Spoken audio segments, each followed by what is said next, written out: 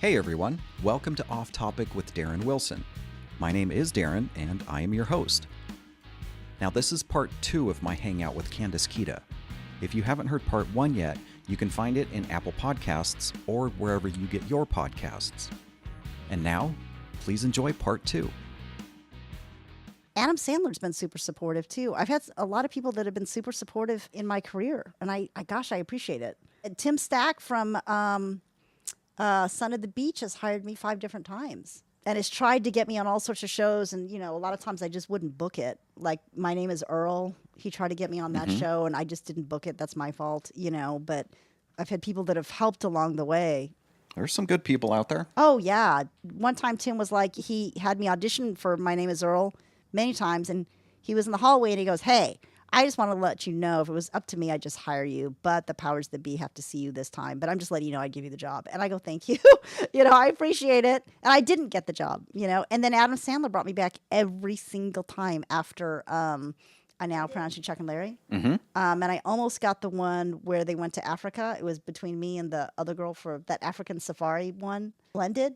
But I didn't get it, but they kept bringing me back. And Frank, the director of Wedding Singer, knows me. And Adam's friends that are in all the movies, they know me. And they always say hi. And I always get brought back for everything. And I've gotten close, but I haven't. I got close to Bedtime Stories. I got close to Zoltan, the hairdresser one. And I got really close to Blended. It was between me and one person. But I just haven't gotten them. Oh, the joys of auditioning. It's not that you're not right or wrong for it. It's just that one person was that much more what they were looking for. Yeah, but they've given me so many opportunities, they really have, that I can't complain. Happy Gilmore Productions has always given me a lot of opportunity, but it's always up to the actor to book the job. Sure. So are we sending some turkeys to these people tomorrow? Or?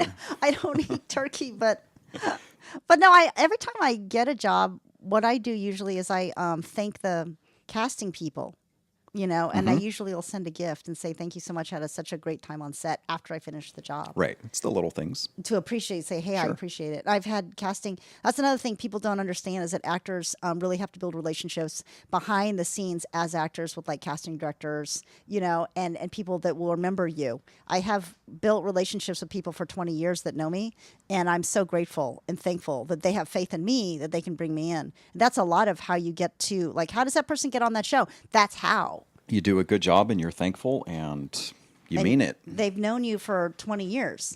I've grown up in this business along with those casting directors. Like they started when I started. And then I've seen casting directors that have retired since I've been in the business. And they've left the business. And agents and managers and people have. I've had agent, passed away. I had a publicist that passed away. So you just, you've been in the business long enough. That's just, you see people come and go. Yeah, it really is a networking thing. It really is, and people don't see or understand that your representation and your relationships with these people, how they make a huge difference in them thinking of you to go to bigger roles. Right. So where are we now in your career? Unfortunately, the acting business can be a struggle. Oh, it's always been. What do you mean? Can't? It's always been a struggle. It's been a struggle this whole time I've done it. For most everybody. Yeah, it's never not been a struggle, to be honest. So what are you doing now in between your acting jobs? Well, I was a managing editor from 2011 to now for a magazine, where I was a managing editor for the hard copy and online edition of Viva Glam magazine, and also I worked as an editor for Fashionizers, which is a women's high fashion magazine. So that takes up a ton of time, and I still work with them in a smaller capacity for a show called Models Talk, which we actually just did a bunch of episodes last week. So that's taken a lot because we create a lot of content. And it's really great. I've gotten to travel all over and shoot, beautiful editorials and fashion stuff. And it's been a wonderful opportunity. And we also did a docuseries called The 90s Girl in association with the magazine. So that's been great. But I always say you've always had to, have some type of a side job. I was a clown when I first moved here. I'm not joking. I've done all sorts of crazy. She's not trying to be just funny. Ha ha ha. Like you, I mean, you've done all sorts of jobs too. Like, you have to make a buck to pay the rent. when you're, auditioning, but you're not booking. Mm-hmm. And then there's been great years and then there's been terrible years. And that's just the way it is. It's the up and down of being in this business. That's why, I feel guilty if I, buy an extra lipstick because I'm so always aware of what it's like to be an actor. Even if I had a ton of money, I'd still have the mentality of an actor. Right. Budget's a 4-letter word. Word, exactly. Because I've always lived the life of an actor and I've always lived that razor's edge. So, but that's what everybody says. You have to really love the business, or why else would you be doing this? Exactly. There's no other explanation. Yeah. Why would you torture yourself? It's in your blood. Once you get started, it's in your blood. You're not getting it out, even with the transfusion. It's not coming out. Exactly. Exactly. And if you're, it's one of those things that feeds I love competition. I loved it when I was younger.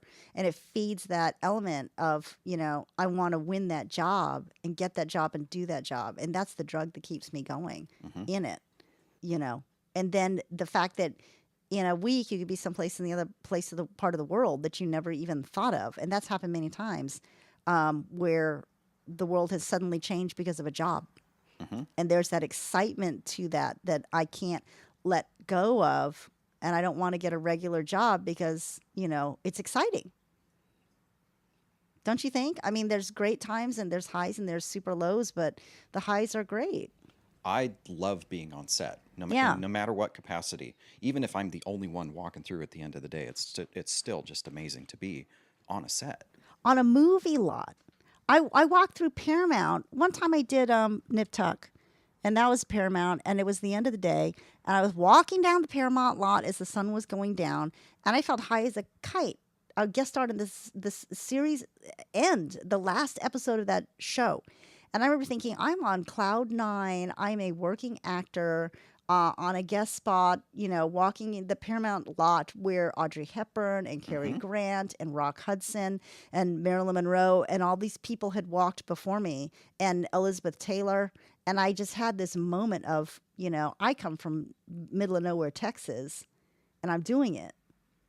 That was worth it. It's not the money. It's these experiences that you get live. I was on Warner Brothers lot last week, and I walked up to one of the studios, and they have a list of all the shows and movies that were shot on these stages. On that stage. Yes. And I'm looking at towards the top of the list, and I see like third down, it's like A Star Is Born. I'm like, wow. No way. Judy Garland stood right here. Yeah. So many years ago. And created history. Yeah.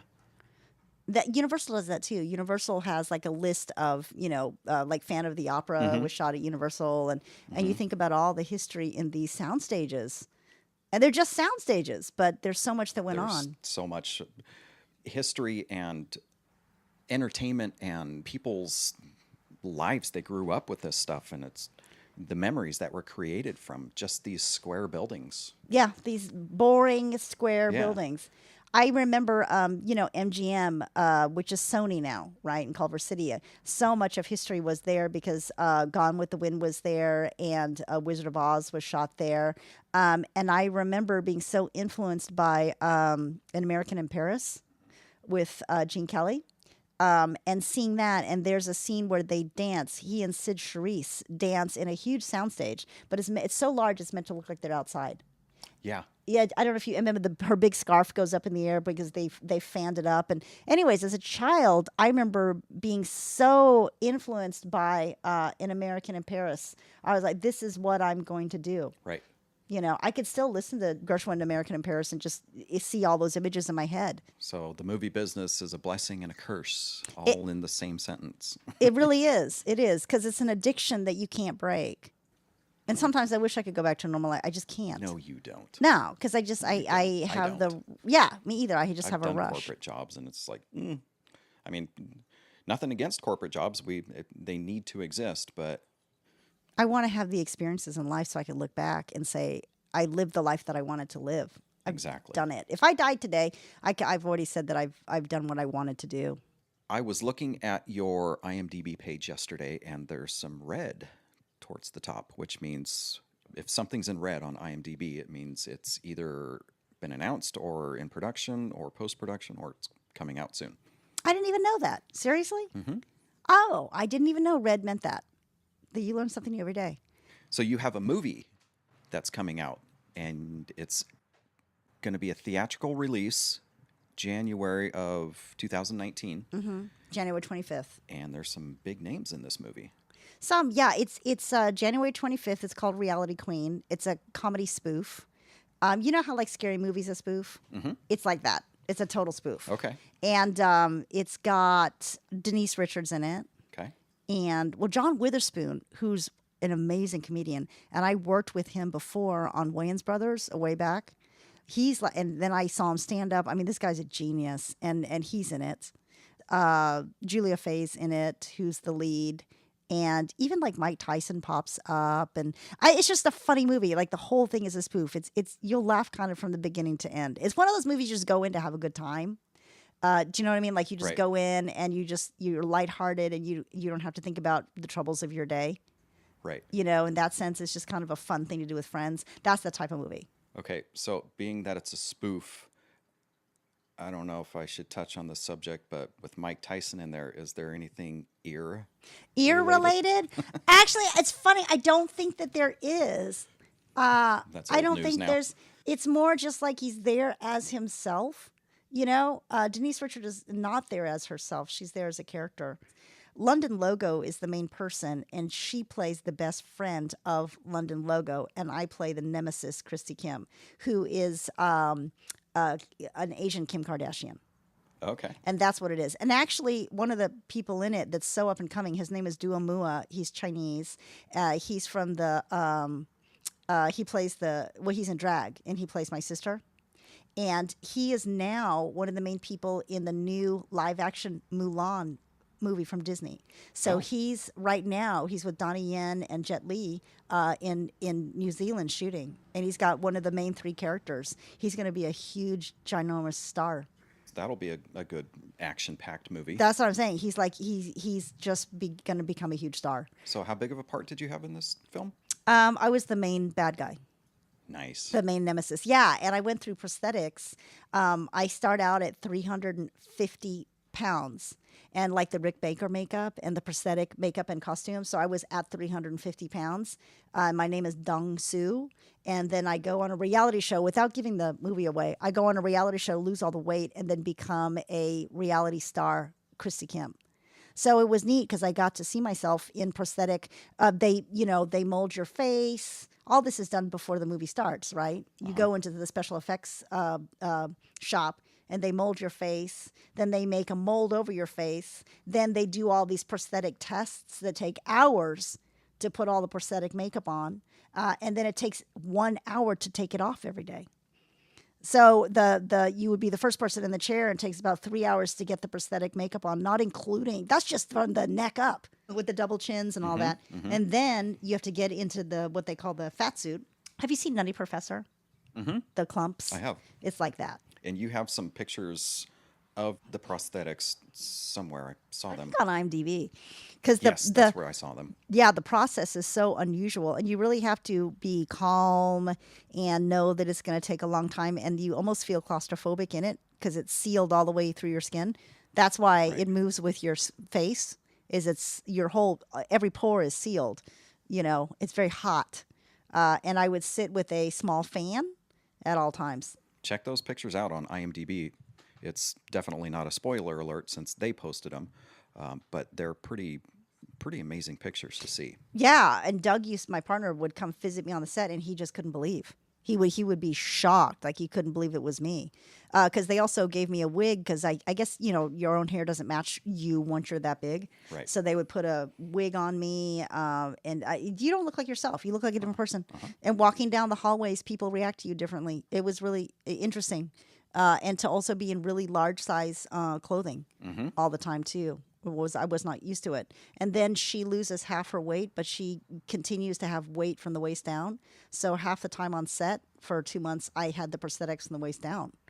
So that's hard to even maneuver and sit and try getting into a honey wagon or try to get into your dressing room on location. You can't get up the stairs. Like these little things you can't even think. You can't sit on a regular seat. Yeah, you have to rethink Everything. every move you make. Yeah. Or if they, put me in a transpo vehicle to get me to location like in Malibu, getting me down onto the beach was hard because we were shooting in Malibu and they had stairs, and it's like I'm in the prosthetics. To be able to literally walk down all these flights of stairs to get to the sand was hard. Yeah, you didn't want to put that much effort into, getting all hot and sweaty and risk it coming off or peeling off during takes and stuff. Yeah, So it's coming out in theaters on January 25th, 2019. And is it going to be a nationwide release, or is it's it limited nationwide. Okay. So I would say just check your listings, and please, if you have an opportunity to go see it, it's just a fun, lighthearted movie. There's nothing bad in it. All family ages can go. It's like Airplane. Remember the movies Airplane and Airplane 2? I do. Yeah, which I used to love, right? It's like that. It's all just goofy stuff. Awesome. Yeah. Definitely going to have to go check that out then. Yeah, so it was cool. It was very cool. Oh, and then I have an episode of My Crazy Ex-Girlfriend that I just shot, and that's coming out. But I don't know when it's coming out, but I just shot it. And all this stuff is listed on your IMDb, so people can look up the episodes. That one's not listed yet because that one won't show until it won't go on IMDb until the air date. So I have to ask production, I guess, when it's going to air. Or you just have to watch the show and set your DVRs. Yeah, exactly. Because I've never seen the show. And I got the job, and then I had never seen the show, but they said there's a musical number in every episode, which I didn't know. So a lot of people on that show have a musical theater background. Oh, okay. Yeah. I've actually never seen the show yet either. It's going to be another one of those ones where after a few seasons, you binge watch it. That's what they said, that you can binge watch like the first 2 seasons on Netflix right now. And I guess they're in their 3rd season. And if you like, what was that other Glee? You know, that musical theater singing type thing. They said you'll love this show. Okay. Is what everybody was telling me on set. So. Good. Glee Yeah. was a pretty popular show. Oh, Glee was, everybody loved Glee. That show killed it. So, yeah. In fact, when I did Nip Tuck, the last episode, all the people from Nip Tuck, the crew and the directors and everything, they were going to a brand new show about singing called Glee. And I remember being there saying, how weird. And like, yeah, we're starting it next week on Paramount Lot. And I was like, no joke. And they go, yeah, we're all just going over, the crew and everybody, where we're starting this new show called Glee. And it was so weird because at that time, nobody had even a clue as to what Glee was. And that it was going to be so big. And then it blew up. Yeah, we were just talking about it in wardrobe, and then John, the director, was saying, "Yeah, we're starting the show next week, and everybody's going over to this new show, And I was like, "Who knew?" Because I think Ryan Murphy did both. He did Glee, right, and he did Nip Tuck. Yeah, that Ryan Murphy guy, he's got quite a career going. Yeah. So you've been on some pretty popular stuff, and you've got a pretty good resume. Well, I've got this is my goal, and my girlfriend always asks, when are you going to quit the business? And I have almost 70 regular IMDb credits, and then I've got almost 30 as self or whatever.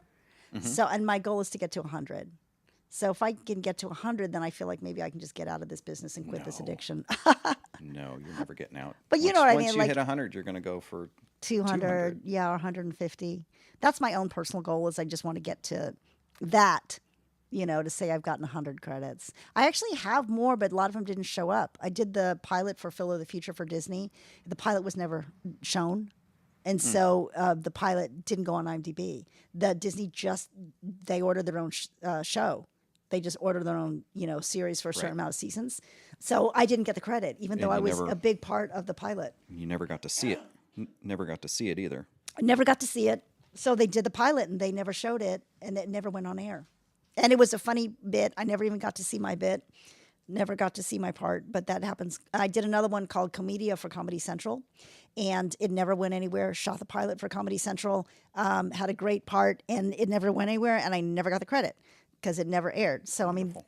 so I've done other jobs that just don't show up on IMDb. That's the other frustrating part of the business. Yeah, is that you've actually done these, for networks too, and they just never show. So... And agents and casting directors go, what have you done lately? What can I see you in? You have to say, I can't show you. Yeah, or you can't even say. Like when I did Right. House, I signed a non-disclosure, and I couldn't tell anybody I'd done the episode until it aired. And actually now that's a kind of a new thing, is that you sign so many non-disclosures. You can say, I worked recently on a project dealing with blah, blah, blah, but you can't say the project, you can't say what you did or whatever until it airs. And especially commercials now too, boy, you can't talk about them at all. You can't even say what you did, or you get sued.